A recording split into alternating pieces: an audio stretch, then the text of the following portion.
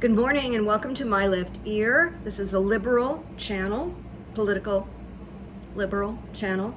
I'm Carrie Freeman and this is PD, my co-host. I just gave him a couple of treats. Now he's going to look for more treats, but that's it. No more treats, Pete. But he usually sits here and joins us, and you're going to see him be annoying, and he's going to look for treats, and he's not going to get treats. No more treats. Okay, this YouTube is about democracy winning, and that's our whole agenda here, is getting Kamala Harris elected, plus her vice president, and that'll be announced on Tuesday, which is really, really exciting because there's really good candidates. It can't be a losing matter. And of course, I'm just make sure you can see Pete because he's very popular, as you know. Of course, we have about 95 days to the election, which does not seem much at all. And today is August 1st, rabbit, and here we go. As I always do right now, and I'm going to do it through November, just hold on to the joyful feelings of that moment when it's announced that Kamala Harris is the new president of the United States and her running mate. It's exciting. So I was thinking this morning, what I've got here with My Left Ear really feels like a community, because people write me really interesting notes, and sometimes very, very personal, and I'm honored. But I get information because honestly, some of you know more than I do, and you hear my questions and you answer my questions, and I want you to know I really, really value this. So I got some information, and this is from a subscriber here. California is the most important state as it has 55 college electoral votes. I didn't even know that, and I live here. I think it says Massachusetts. What's MA? Is that Massachusetts? Maine? I missed that. Has 11. Florida has 20.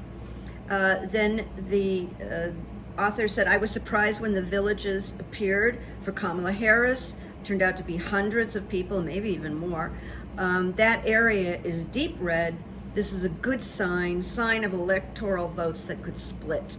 So that's great.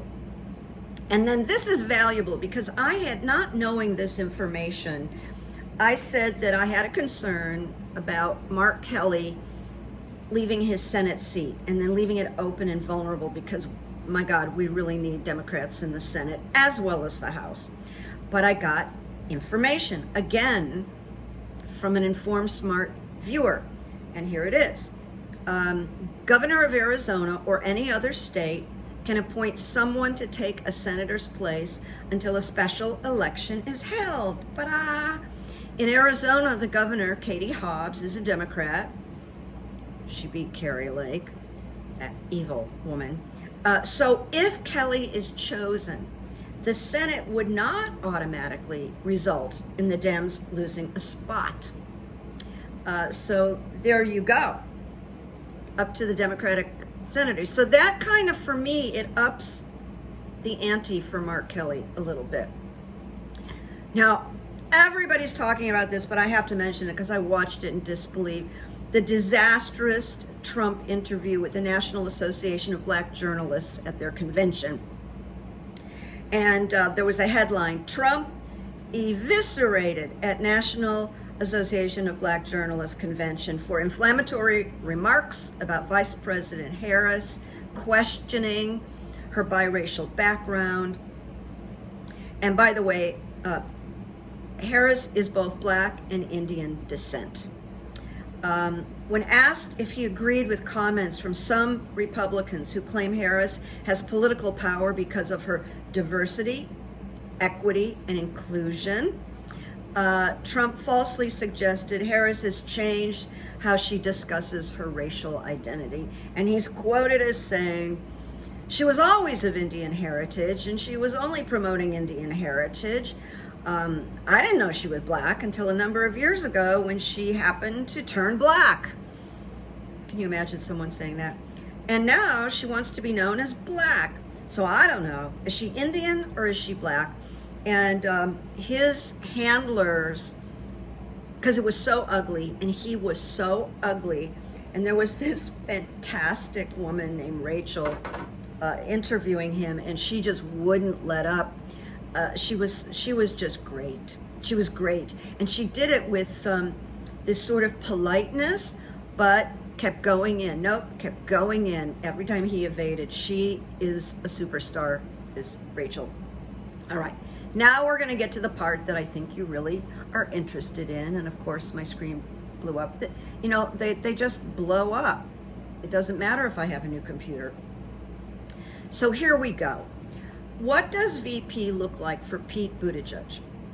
And this was an interesting morning with the runes, I have to tell you, because I kept replicating certain messages. And of course, you know, I put my hand in this and I don't know what I'm pulling. I can feel, you know, the indent of the letter or symbol. I don't know. So it really happens organically. So with Pete, I got 2 in reverse and I stopped.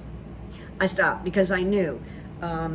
I got the warrior reversed and I got journey reversed, which means right now, I don't think he's going on a journey, but he's great and he has a huge future ahead of him. And it's not his time. And I keep thinking he'd be a good Secretary of State. He has some language skills on top of everything else.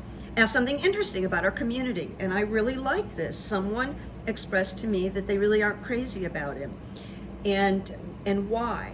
And what I thought was great is that the person who subscribed told me their truth, and so many people love Pete Buttigieg. That person was, you know, probably risking some pushback, and I did not give them pushback. I thank them for sharing an unusual point of view, because all I hear about, and I like him too, I don't think he's quite ready. I think he's still young, but the potential I think is remarkable for him. But I really like that people feel comfortable enough with me to just speak their truth. And I answered this person, appreciated their point of view, and they went on to share some other things with me. So that's part of this community, as long as nobody's attacking me, which by the way just devastates me. I mean, I had a name caller last week and she put me into bed for half a day. Now we're going on with runes. What does it look like for Illinois Governor J.B. Pritzker?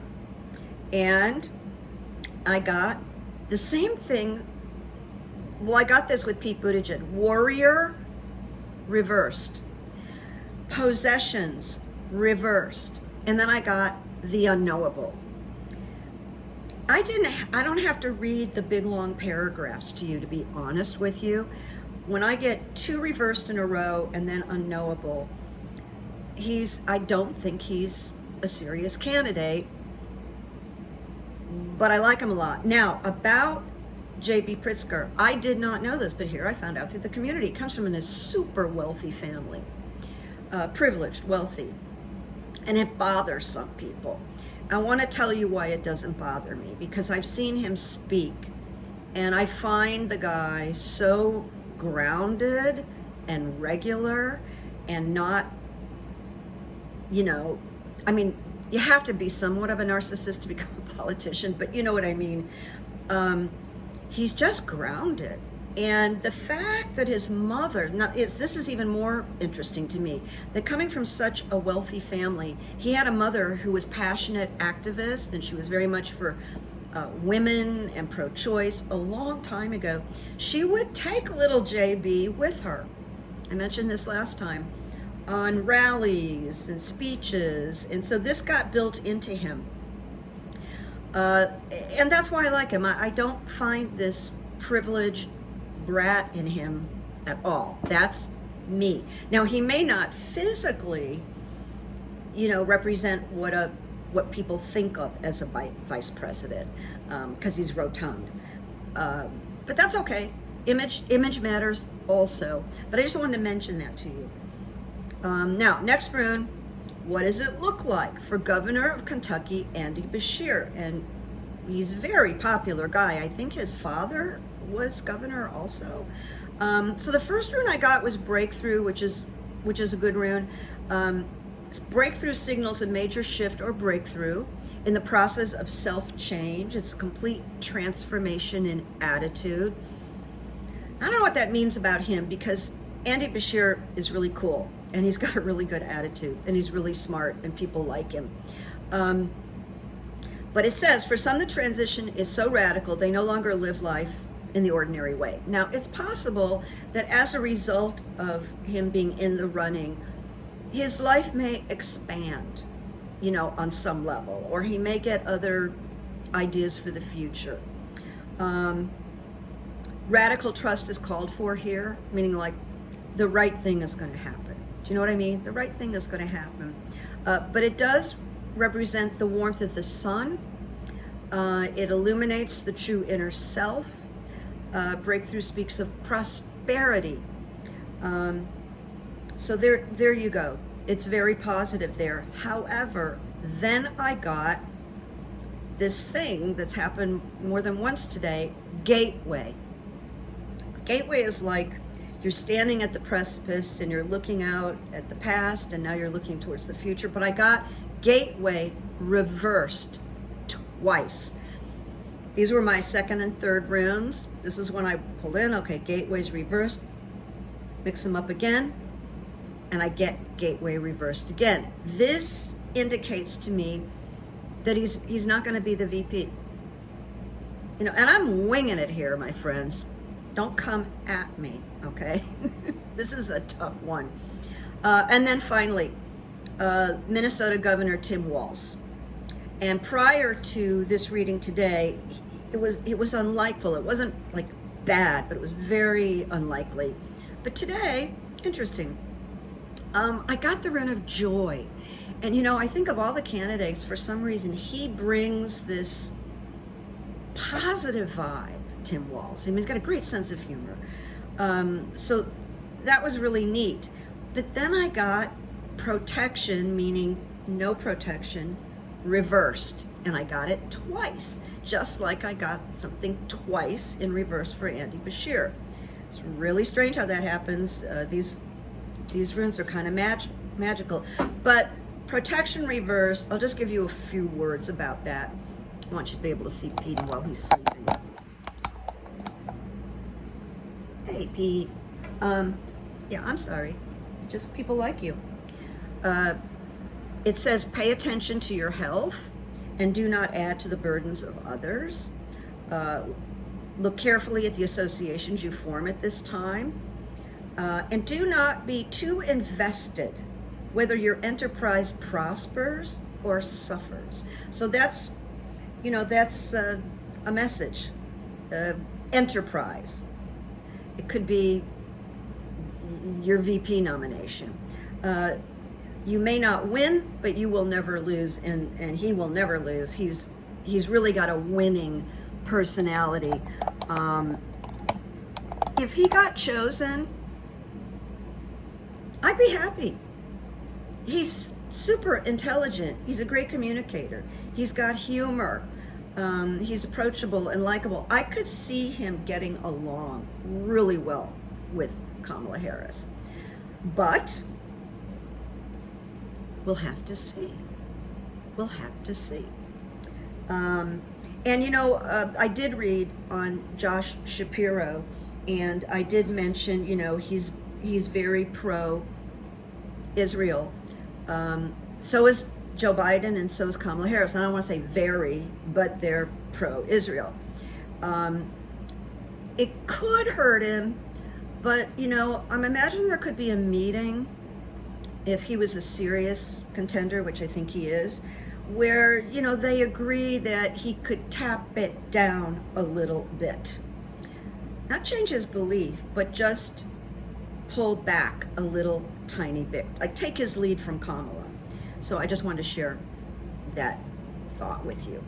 Now I want to talk about a woman with another podcast. I imagine vast majority of you know Elizabeth Cronice McLaughlin, and she's powerful. She's an attorney, and she's had so many positions, and I think she had a heavyweight position in DC. I didn't look at her bio this morning, so I'm just kind of talking out of my right ear. But I watched her the other day. Now she's very intense. She talks very fast. Sometimes she repeats her words and says, all right, or so. I say so a lot too, and I try not to do it. But anyway, the content and her knowledge, I'm very impressed with. And I liked what she did here. So I'm just encapsulating it in a small way. She talked about well-known pundits and people that have podcasts, and the voting specialists and attorneys are manipulating the narrative with fear-mongering. And I don't think she's wrong. And what it is some of them that we all like,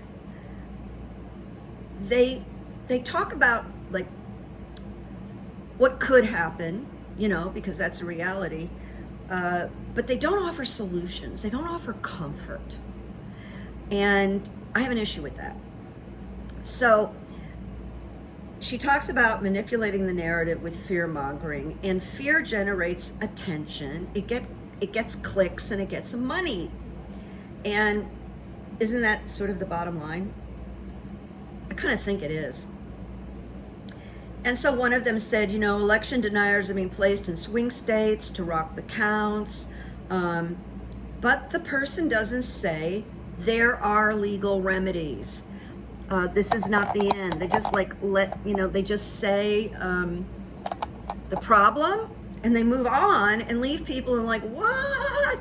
And so that's the fight, flight, fear response. Fight, flight, freeze, freeze.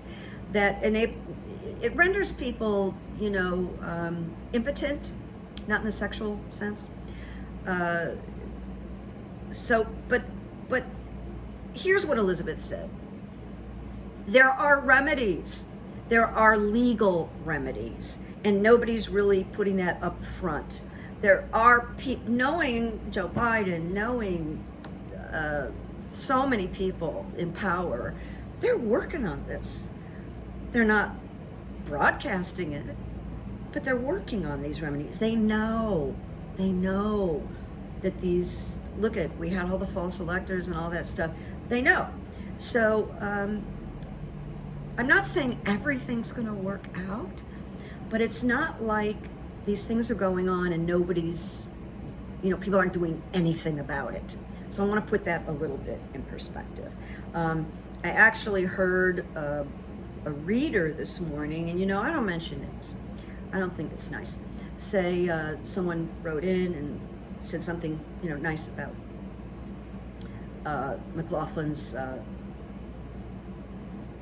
podcast, and the reader said, yeah, she's pretty good, but I think she's more than pretty good. I think she's really helpful, educational, so I just want to put that in there. Now we're coming to the end, because yesterday was pretty long, and I wanted to shorten this up a little bit, and I have to go to physical therapy. A quote. And it really doesn't relate to, what I'm talking about today, but I just liked it because, I really love the whole subject of creativity. And Einstein, my boyfriend, Albert Einstein, said, creativity is intelligence having fun. And I love that because as a writer, I can't speak for all writers, but I think there's a lot of writers that get terrified about starting a new project or sitting down and working on something, because when you write, you're really faced with, oh my God, that's a horrible paragraph. Did I write that? And you have to overcome that and just keep going. So I love the attaching, having fun, intelligence, having fun. That's creativity. So thank you, Albert. And by the way, his famous quote, which is a letter he wrote to his son about America has a funny thing about it. It goes way out on the ledge, and then it turns like a gyroscope and comes back. And that's a paraphrase, but this is what's happening.